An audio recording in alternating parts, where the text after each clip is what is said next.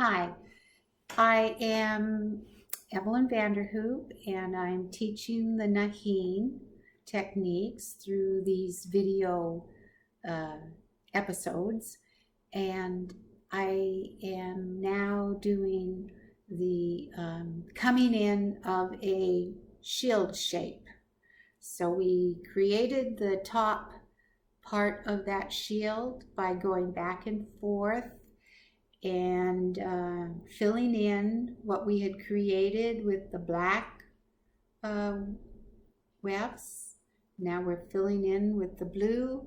We had the surrounding braids, and I described the braiding and the interlock joins in the previous episode. And now those shapes in the shields, they move in. So they've got a bit of a curved top, and then they move in, and then they go straight down. And then at the bottom, there's a bit of a shallow V at the bottom of these copper shields. So I'm creating that all in yarn. And in this episode, I am going to show you a technique as far as the braiding. We're going to bring the braids in to one side, into the blue side of the weaving. So yesterday I demonstrated the interlock joins, and they three of the braid tails were enclosed in the black side, and 3 were enclosed in the blue side, and that way there's not bunching all on one side. But sometimes when you're starting to move a shape with the yarn, the braiding is often moved over first. So in this demonstration, I will be interlocking between the same 2 warps as I did previously in the previous row. But the only difference with this one row is that all the braid tails are going to get included in the blue side of the join. So previously the black, white, and copper were included on the black side of the join, and the white, black, and blue were included on the blue side. Now all those tails are now, when I do this interlock join, are all going to get caught up on the blue side. But the interlock join will be right between the same 2 warps as you had done previously. So that's what I'll be demonstrating today. I have some still photos that I'm going to include in this video so that you can take a closer look at those braids and how they are collected in the interlock join. And so we'll start.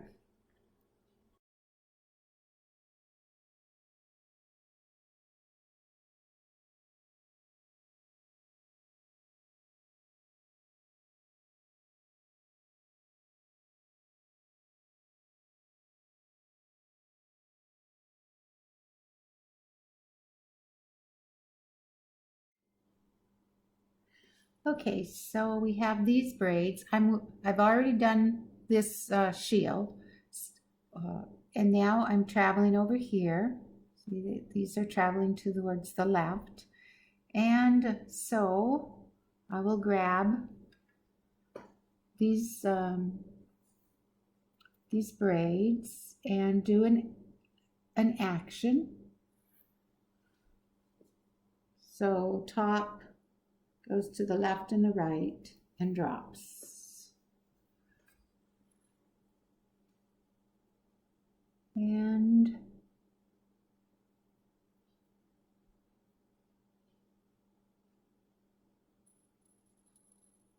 I find the correct whites, and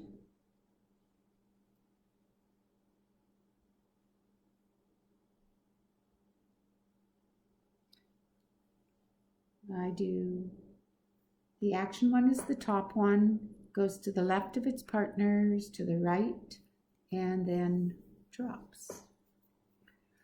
You don't have these copper filaments to deal with, but for me, they aren't that bad to handle, and they also split the two white braids, so I'm kind of thankful that they're involved there. Now I take the next three white braids and look for its tail there, and then the top, left, right. Then the next one is the black.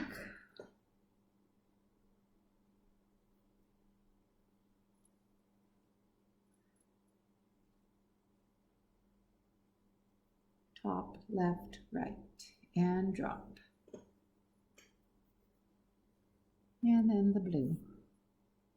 So it's really important to take them in the correct order. The blue will always be next to the basic blue shape wefts, the black, and then those two whites. This black is smoothing the connection there. So there they are. I've done the braid actions, and there they sit. Now, like I said in the introduction, I want all of these braids. I previously had them divided. 3 were collected on the blue side and 3 were collected on the black side. Here, I'm going to come here with these blue weavers and weave to the last blue shield warp. And in that case, I have 3 more, so I'll go enclose 2. And then in this, when I enclose this last warp that is part of the blue shield, I'm taking all of the braid tails and I'm including them as I enclose that last blue warp, that last warp that is part of the blue shield. Now I'm going to do a nahin turn, a half turn really, and let that drop. So now I take these 2 strands and I come to the join. I've come from this area and now I'm coming to the left towards this join.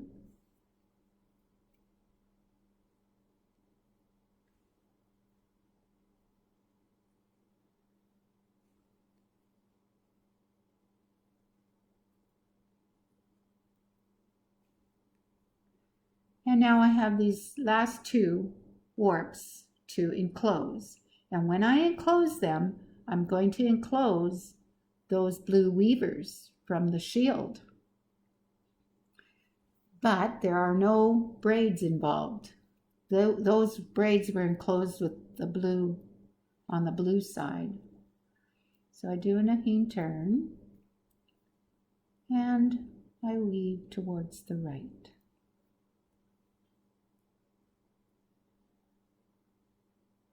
And I usually, when I do joins, I make sure that I do enough twines to anchor these, and that helps the tensions. Okay, so now I come back here to the join, and I pick up that blue weaving weft that was enclosed, and I bring it to the back.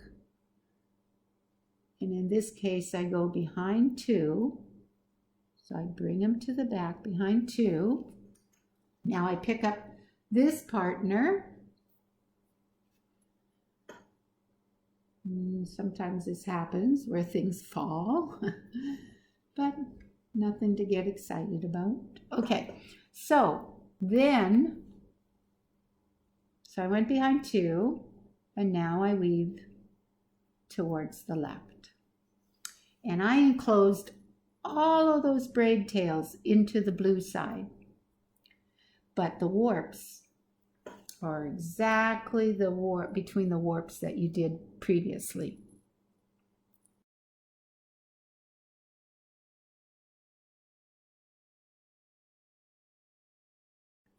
Okay, so now I'm weaving here towards the left,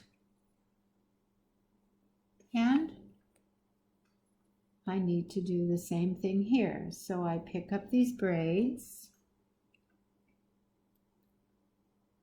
and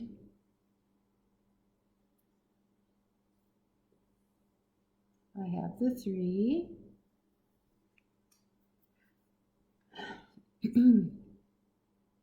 And it's important that one of the organizational things is to keep these keep them united, so you know that they go together. And then I look for its tail, and because there's a bunch of other whites, I give this a little tug to make sure that the tension happens right with these 3 outer white braid wefts. Okay, and I know that these copper strands go between those 2 fine white rows. And so I handle them as if they were the yarn. The top was the action, and it went left, right, and dropped. And now I pick up the 3 remaining fine braids.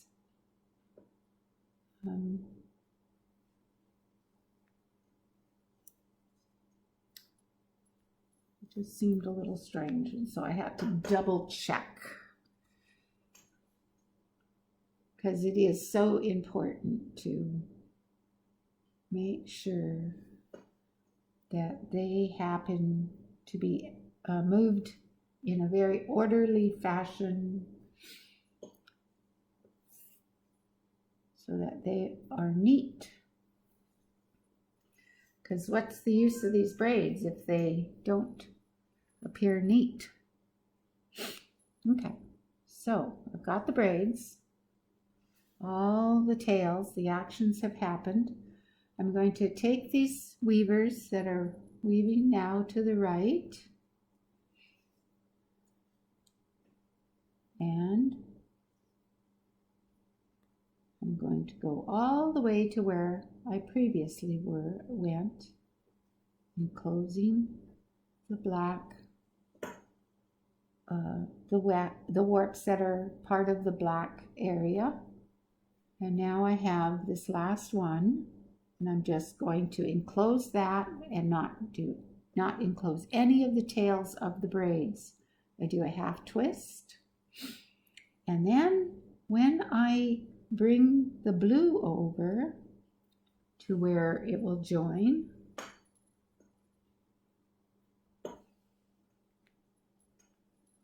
I know that in that last group of warp, the last pair, I'm going to take and enclose the last 2 warps on the blue side, and I'm going to include all of the braid tails as well as this black weaver, this black weaving weft.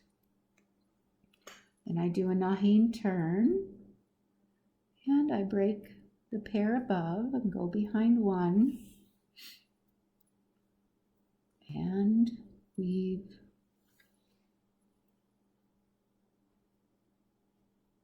anchor my weaving so the tension remains good.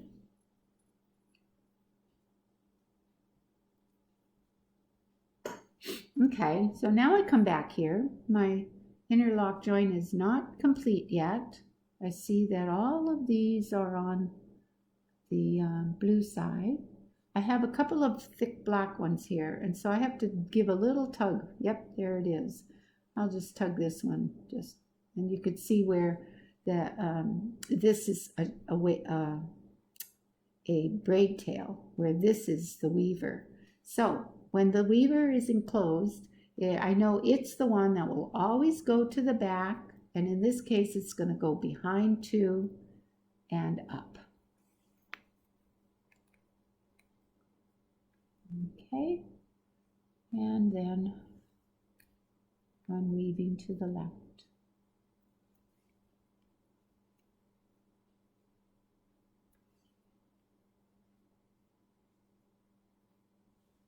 So all of the blue, all of the braid tails got enclosed in the blue side, on the blue side. So let's take a look and double check and make sure that the warps are correct. And that's correct. There's they're exactly, the interlock joins exactly went where they were previous. So that is getting ready for where we are going to reseed the blue so that we get this inner directional action where these go towards the center. For tomorrow, we will bring the black area to go in over one warp in. And that will mean that the blue will recede into over one warp in, so that we create that. But what I did today was be ready for that. So when this comes over here and goes over one, moves over to one, then it is that movement and that interlock is smoothed over by the braids. Anyway, that's kind of a finesse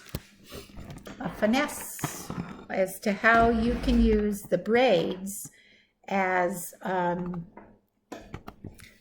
smoothing of a change of shape. So thank you very much for joining me, and we'll see you hopefully tomorrow.